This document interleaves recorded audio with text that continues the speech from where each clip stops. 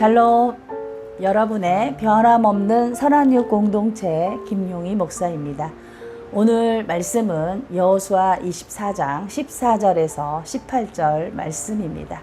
제목은 결단입니다. 그 중에 한 절만 제가 읽어보도록 하겠습니다. 14절 말씀입니다. 그러므로 이제는 여호와를 경외하며 온전함과 진실함으로 그를 섬기라. 너희의 조상들이 강 저쪽과 애굽에서 섬기던 신들을 치워버리고 여호와만 섬기라. 아멘. 올 2월 말에 최고의 지성인이며 전 문화부 장관이었던 이효령 교수가 이 세상을 떠나 천국으로 옮겨가셨습니다. 평소 그의 딸인 이민아 목사는 아버지를 굉장히 논리적이고 분석적이고 비평적인 분이라고 평가했습니다. 사실 이런 성향은 성경을 받아들이기가 참 힘든 스타일입니다. 왜냐하면 성경은 논리적으로 설명하기 어려운 부분들이 있기 때문에 쉽게 받아들이기가 어렵습니다. 그런데 그가 시력을 잃어가는 큰 딸과 자폐를 앓고 있던 손주의 완치 가정을 지켜보면서 하나님을 선택합니다. 그리고 신앙생활을 시작하게 되지요. 그의 나이 73세가 되던 해에 세례를 받게 됩니다. 세례를 받는 날 그는 이렇게 말합니다. 지금까지 나는 나의 의지, 이성, 지성으로 살아왔습니다. 그런데 그것만으로 할 수 없는 일이 많다는 것을 알게 됐습니다.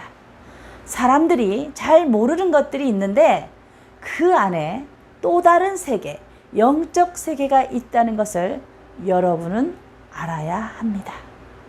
지상 최고의 지성인이 인정한 하나님, 가장 논리적이고 분석적이고 비평적인 사람이 인정한 하나님을 여러분도 주저없이 오늘 섬기기로 결단하시기를 주님의 이름으로 축원합니다. 아멘.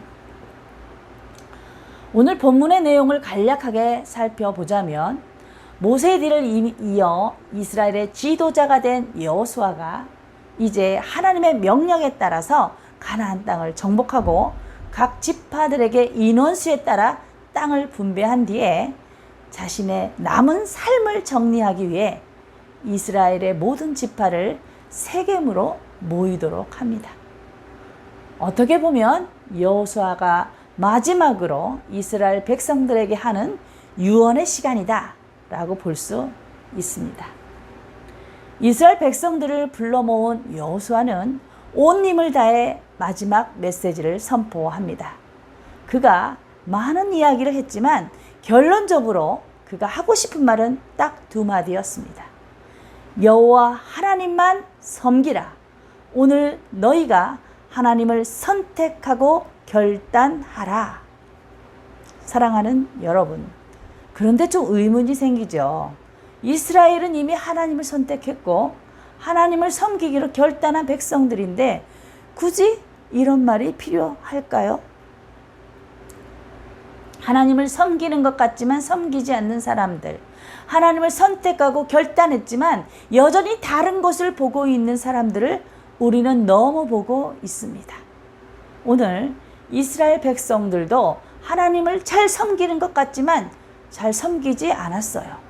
하나님을 선택하고 결단했지만 이방신을 섬기고 있었단 말입니다. 그래서 여호수아는 마지막 순간까지 이스라엘 백성들의 결단을 촉구합니다. 너희가 애굽에서 섬기던 신들을 치워버려라. 그리고 여호와만 섬기라. 사랑하는 여러분, 모세가 시내산에서 하나님께로부터 돌판을 하나 받았습니다. 거기에는 10개의 계명이 적혀 있었고요. 하나님께서는 내 백성들이 이 계명대로만 살면 내가 그들에게 땅을 차지하게 하고 그 땅에서 영원히 살 수 있는 복을 주겠다고 약속하셨습니다. 영원히 살 수 있다는 말은 내가 죽어도 내 자식들이, 내 자식의 후손이 내 땅에서 잘 먹고 잘 살고 그렇게 풍요한 삶을 영원히 살 수 있다는 말입니다. 그것이 우리가 바로 바라고 원하는 삶이죠. 사랑하는 여러분, 자녀들 때문에 걱정이 많은 분들도 있죠. 내가 죽은 뒤에도 내 자녀들이 잘 먹고 잘 살기를 원하시죠. 오늘 제가 잘 사는 방법을 가르쳐 드릴 테니 잘 따라오시기를 바랍니다. 모세가 받은 10계명 두 번째 계명은 나 외에 다른 신을 섬기지 말라 였습니다. 그런데 지금 이스라엘 백성들의 삶은 계명대로 사는 삶이 아닌 거예요. 하나님의 백성이 하나님 백성답게 살지 않는다면 그 삶에는 많은 문제가 발생하게 됩니다. 하나님께서 일부러 괴롭히려고 그러는 건 아니에요. 그 길은 잘못된 길, 그 길은 행복한 길이 아니기 때문에 자꾸 하나님께서 툭툭 치시는 겁니다. 때로는 어떤 사건을 통해서, 때로는 사람을 통해서, 때로는 환경을 통해서 참 다양한 방법으로 우리를 툭툭 치시는 하나님을 보게 됩니다.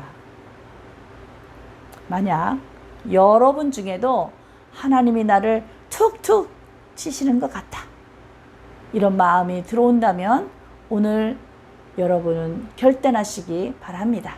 내가 하나님만 섬기겠습니다. 하나님의 백성으로 잘 살지 못하는 이스라엘을 위해서 여호수아가 하나님을 대신해서 지금 툭툭 치시며 말을 하는 겁니다. 너희들의 기억을 되살려 봐라. 여호수아가 이스라엘 백성들의 결단을 돕기 위해 그들의 기억을 툭툭 건드려 줍니다.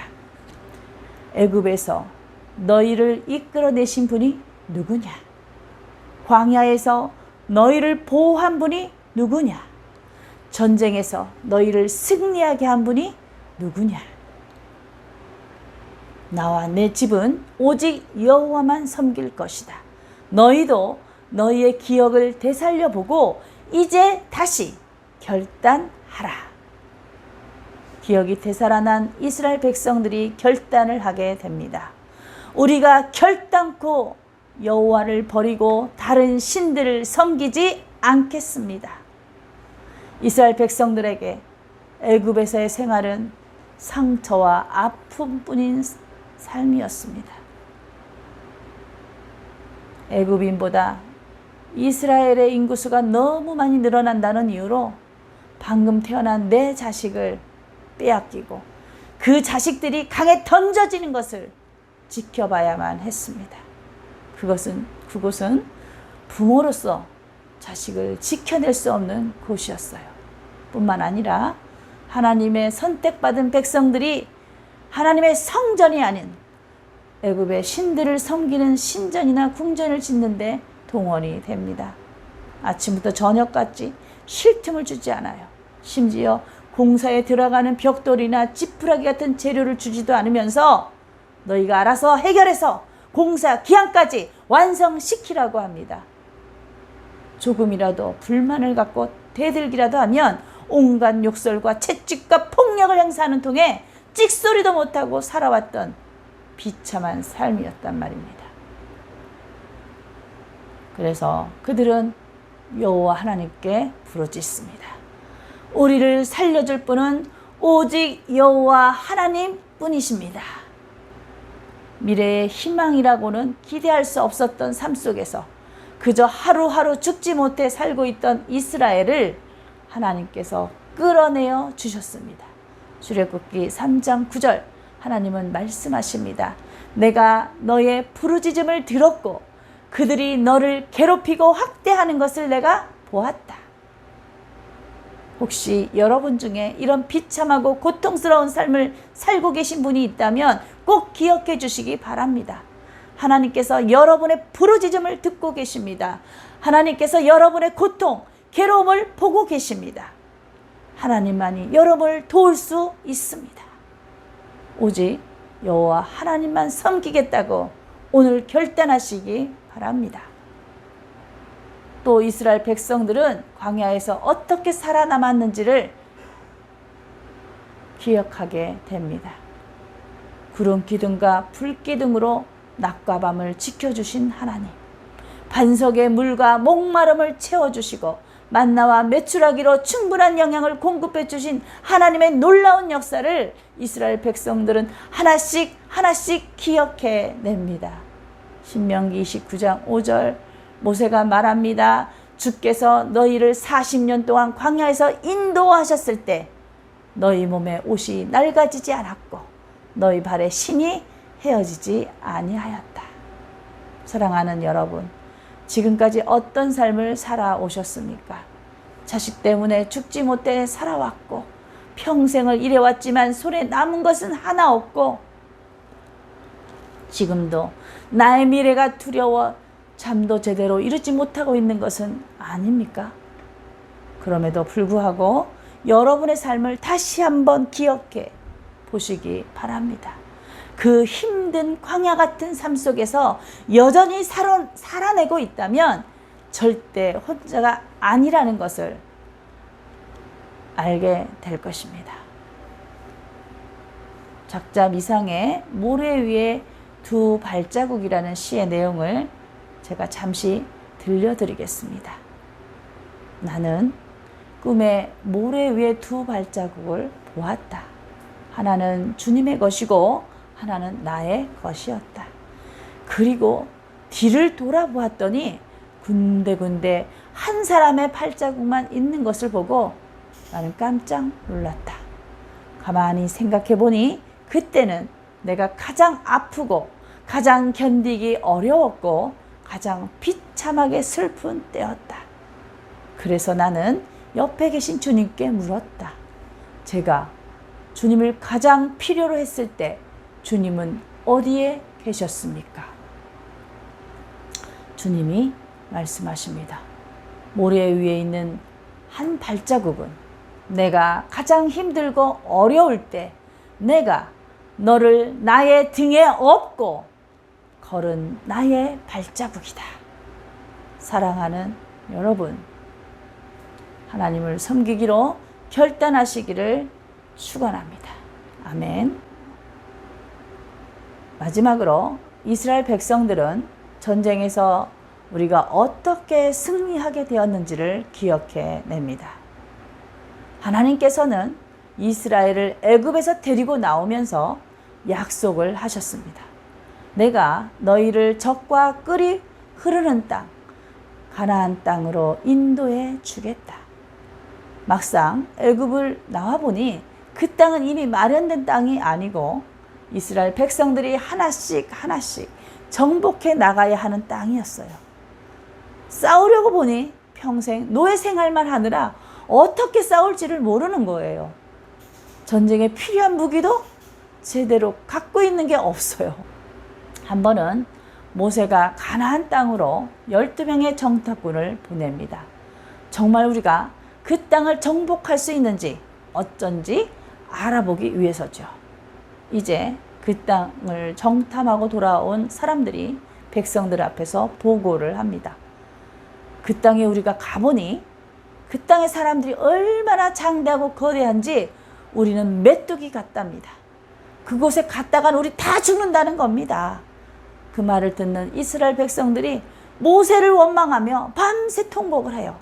그때 갈렙과 여호수아가 자기들의 옷을 찢으면서 사람들 앞에서 엎드립니다. 그리고 자기들도 그 땅에 가봤다는 거예요. 그 땅이 그렇게 아름답대요. 하나님이 우리를 그 땅으로 인도해 주실 거랍니다.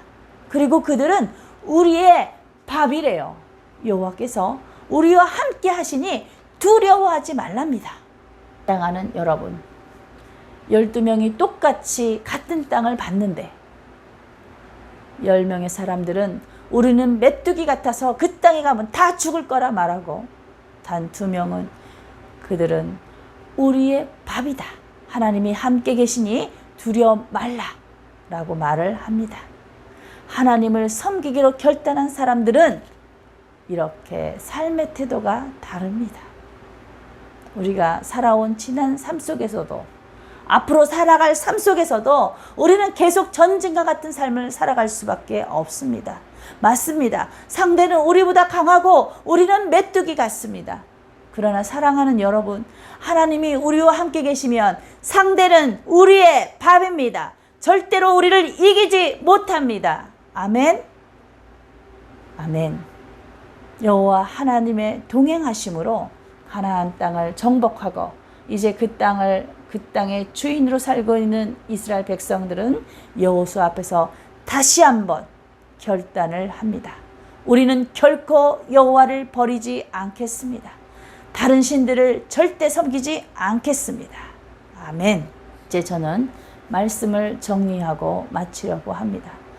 하나님을 섬기기로 결단했다면 반드시 밟아야 할 절차가 있습니다. 우리가 하나님 대신에 더 의지하고 믿고 있는 것이 있다면 모두 치워 버리세요. 그리고 내 마음을 다하여 온전하게 진실하게 하나님을 섬기는 것입니다. 사랑하는 여러분, 애국과 같이 비참하고 슬픈 삶에서 우리를 건져주실 분은 오직 하나님 뿐이십니다. 강야 같은 삶에서 우리를 보호해 주실 분은 오직 하나님 뿐이에요. 전쟁과 같은 삶 속에서 우리에게 승리의 삶을 살게 하실 분은 오직 하나님 뿐입니다. 오늘 하나님을 선택하시고 오직 그분만 섬기기로 결단하시기를 주의 이름으로 축원합니다.